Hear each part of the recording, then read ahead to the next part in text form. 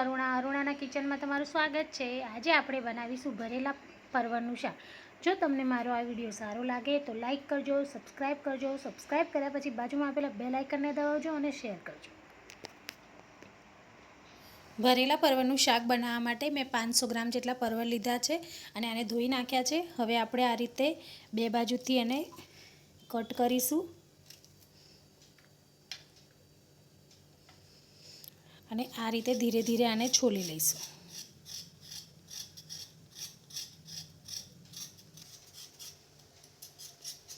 હવે આપણે આની અંદર એક કટ કરીશું। કટ કર્યા પછી જે અંદરના બિયા છે એ આપણે આ રીતે કાઢી લઈશું।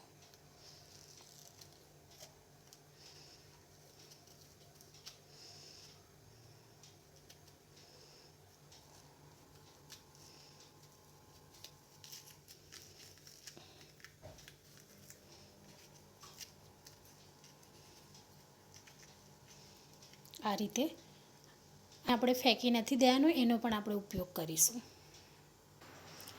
બધા પરવળને મેં છોલી અને આ રીતે કટ કરી લીધા છે। મસાલો બનાવવા માટે જે પરવળની અંદરથી જે બી કાઢ્યા એ લીધા છે। હવે આની અંદર આપણે 3 ચમચી જેટલા ધાણા સૂકા ઉમેરીશું, 3 ચમચી જેટલો તલ ઉમેરીશું, થોડાક સિંગદાણા, 2 લીલા મરચાં, 1 આદુનો ટુકડો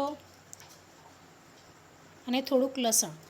હવે આ બધી વસ્તુને આપણે ક્રશ કરી લઈએ। પેસ્ટ આપણી બની ગઈ છે। હવે આપણે મસાલો તૈયાર કરીએ। એક કઢાઈ લીધી છે, ગેસ ચાલુ કરી દઈએ।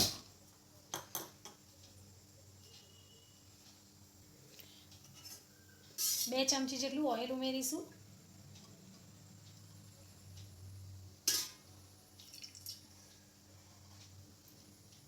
એટલે 1 ચમચી જેટલું જીરું ઉમેરીશું। ગેસ ધીરો કરી દઈએ અને એક મીડિયમ સાઇઝની ડુંગળીને મેં ઝીણી કટ કરીને લીધી છે એ ઉમેરીશું।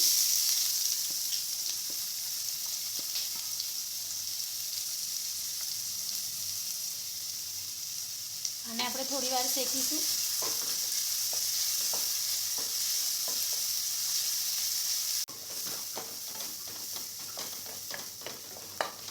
ડુંગળી શેકાઈ જાય પછી આની અંદર આપણે એક અડધી ચમચી જેટલી હળદર ઉમેરીશું,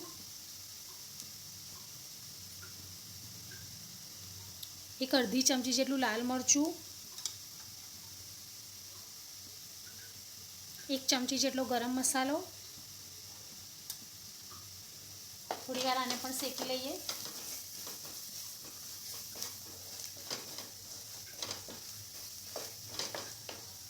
હવે જે પીસીને આપણે રાખ્યું છે એ આની અંદર ઉમેરીશું।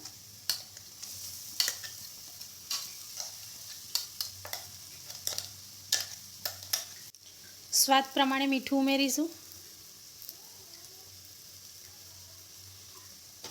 અને આ રીતે ફેરવી લઈએ।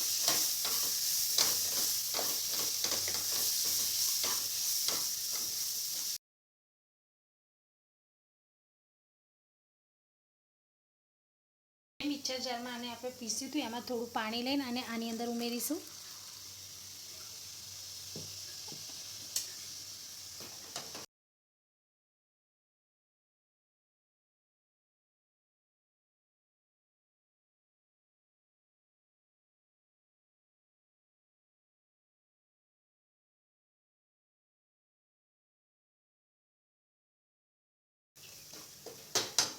હવે ગેસ બંધ કરી અને આને ઠંડુ થવા દઈશું।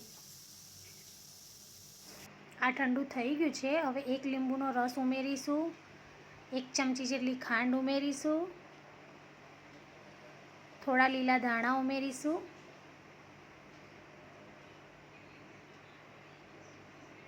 બધી વસ્તુને બરાબર મિક્સ કરી લઈશું।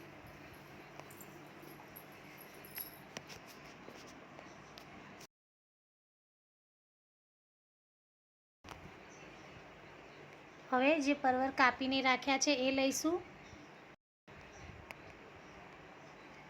અને એની અંદર ઉમેરીશું આને।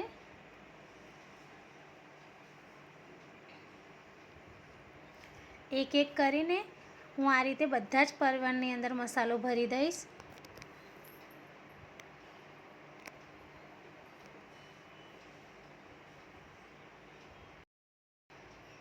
પરવળમાં મસાલો ભરી દીધો છે. હવે બાકીનો જે મસાલો રહ્યો છે એ આપણે ગ્રેવી માટે રાખીશું. એક કુકર લીધું છે, એની અંદર 2 ચમચી જેટલું ઓઇલ ઉમેર્યું છે. ઓઇલ ગરમ થાય એટલે એક એક કરીને પરવળ આની અંદર ઉમેરીશું.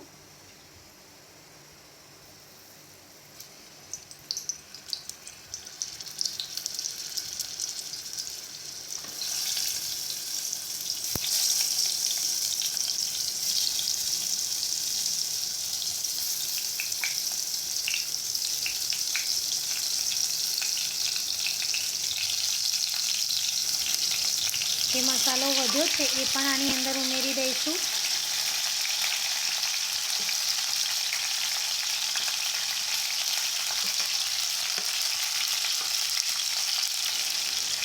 એક અડધા કપ જેટલું પાણી ઉમેરીશું.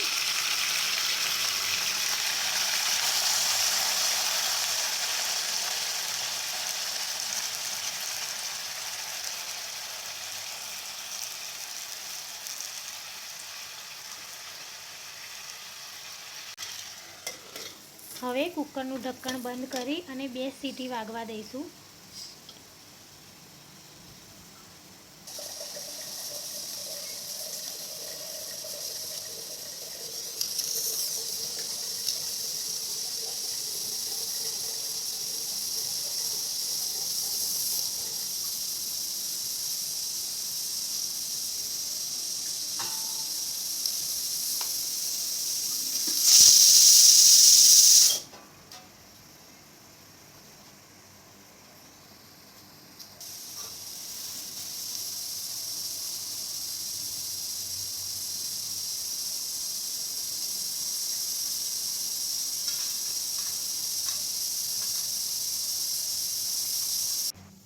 બીજી સીટી વાગી ગઈ છે એટલે ગેસ બંધ કરી દઈશું અને કુકરને આપણે ઠંડુ થવા દઈશું.